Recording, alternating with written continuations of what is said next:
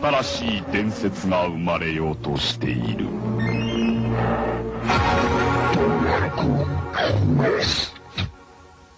Enix.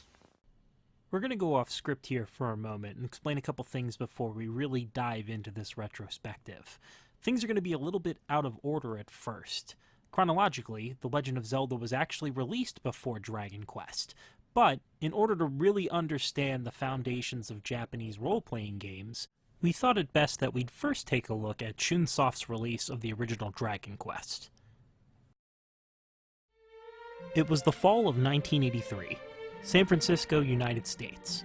In November, the city would be host to an expo that would bring Apple computer fans and video game enthusiasts from the world over to celebrate the then young industry of computer gaming. A contest, hosted by the Japanese-based home computer game company Enix, brought 13 lucky winners to Apple Fest 83. Among them were Kazuo Morita, who entered the contest with a game called Morita no Battlefield, Koichi Nakamura, who entered with Door Door, and finally, for entering with Love Match Tennis, a young columnist for the comic book magazine Shonen Jump, Yuji Horii.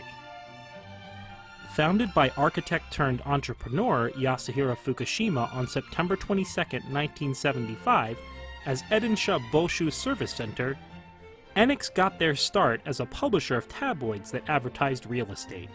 After renaming the company to Enix in August of 1982, in an unsuccessful attempt at having the company go national, but with a fruitful trip to America, Fukushima began to lead a new subsidiary to enter the world of video gaming.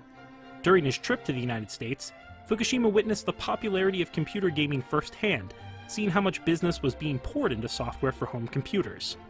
Not having any programmers on hand, and possessing no knowledge of computer languages himself, Fukushima launched a contest campaign where amateur programmers could submit their creations to Enix to be published. The prize was 1 million yen, roughly $4,000, with the honor of having their game released to the public.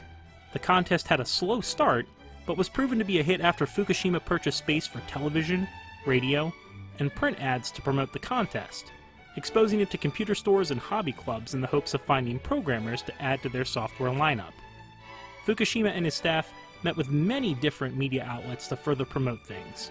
One of Enix's staff, Yukinobu Chida, reached out to a well-known comic magazine to have the ad printed, and a meeting was held between Mr. Chida and a gentleman named Kazuhiko Torishima, editor of a rising star in Shonen Jump's magazine, creator of Dr. Slump and the recently added comic Dragon Ball, a man named Akira Toriyama.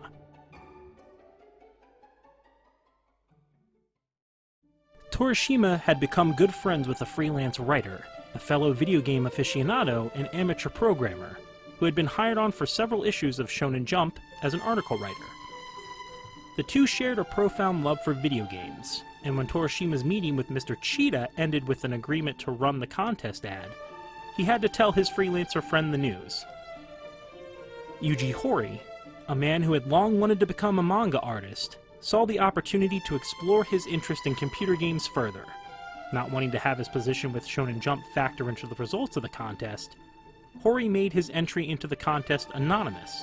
He eagerly waited for the ad to run in the week's issue, hastily tore it from the magazine, filled it out, and sent a copy of a title he'd been working on in his spare time.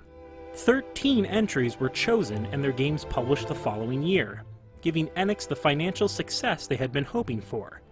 When a second contest ran a few months later, Enix looked to the previous winners and, predictably asked, "What other ideas do you have?" For Horii, this was the perfect chance to offer Enix a game he had been planning for some time. It had been inspired by Western games like Zork, games that were more text-driven than other games that were being released at the time which relied more on images.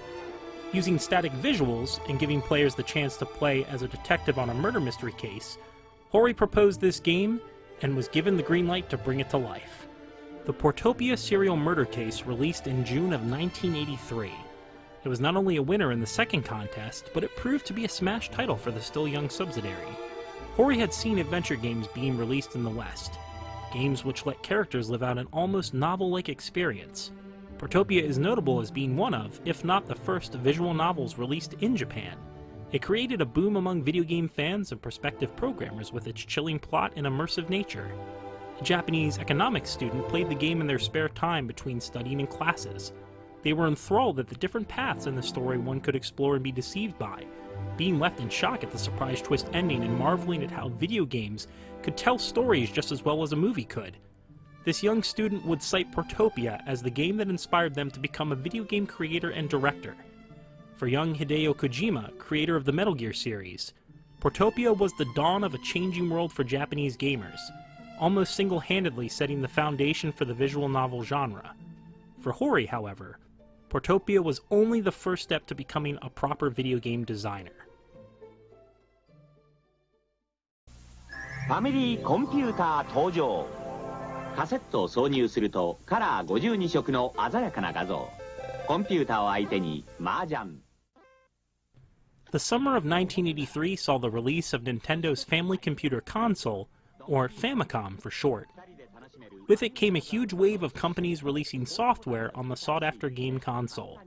Companies that had long been making games for home computers found new success in porting their creations to the small white and maroon-colored system. Fukushima thought that the Famicom was a perfect choice for NX to start publishing for. But what title in their existing library would be best suited for a port? The Pac-Man-inspired Door Door was an easy choice. So in July of 1985, it was released to a resounding success for NX. So much so that the company couldn't wait to have another game released on the console. During this time, Nakamura had graduated high school. He was a huge fan of the company Namco, specifically game designer Masanobu Endo, who had created games like Xevious for the company. He wanted to start a company himself to make games like Endo, and while in college, he set up a small club of 6 fellow programmers to begin a software company which he named Chunsoft. Nakamura, who had been a longtime player of Mahjong, was given the nickname of a Mahjong tile called Chun by his peers. Their first assignment as a newly formed company had been to port Nakamura's Door Door to the Famicom, so the company had experience with bringing PC games to the console. When NX approached them about the next possible game that could be played on the Famicom, Nakamura knew right away which game to suggest. ファミリーコンピューター初のアドベンチャーゲーム。ある夜起こった密室事件。次々と消されていく容疑者たち。ポートピア連続殺人事件。11月29日新発売。After contacting Hori, Nakamura and he were quick to begin work on a port of the best-selling murder mystery game. But a problem arose as soon as they started.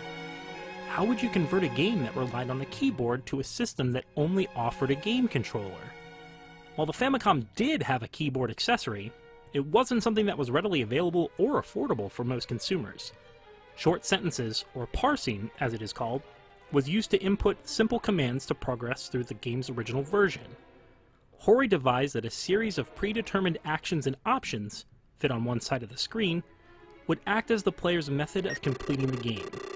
Things like hit, investigate, look around, and other common commands from the original game all became choices the player could make in place of keyboard input. This also helped on saving data on the Famicom cart, as the dictionary of recognizable words would eat up a lot of space. With a visual overhaul to make the game graphics brighter and more detailed, and with the simplified input, Portopia was ready for release on the Famicom. Portopia again saw tremendous success in sales, selling more copies for the Famicom than it had for home computers. The use of text and graphic windows seemed like an inconsequential choice at the time, one made out of necessity and ease, but it was one that would shape the nature of not only Hori's future, but the future of role-playing games as well. With a commercial campaign and ads featured in many different gaming magazines, the ported murder mystery proved to Fukushima that not only were Hori and Nakamura capable of great feats on the small console, but that the Famicom itself could be a dedicated platform for NX's future releases. It is around this time that the Famicom boom was in full swing, so Kazuhiko Torishima approached his freelancer friend and proposed that they begin to cover video game news in Jump's pages. Hori was delighted and quickly took to writing reviews of titles for the Famicom, embracing the chance to talk more about video games. However, for Hori, there was a much larger idea that he wanted to pursue. He had wanted to be a comic book artist and writer, or mangaka as they're called in Japan. Writing articles was a stable job, but Hori found that making games was a proper replacement for not being able to make comics. Innocently enough, Hori included a small first-person dungeon in Portopia, a nod to his favorite video game series. The small Easter egg found in this winding dungeon features a small note from Hori himself. It's safe to say that no one at the time knew that Hori's desire to make a game like his favorite series, Wizardry, or Ultima, two massive role-playing game franchises for home computers in the West, would be so impactful or industry-changing.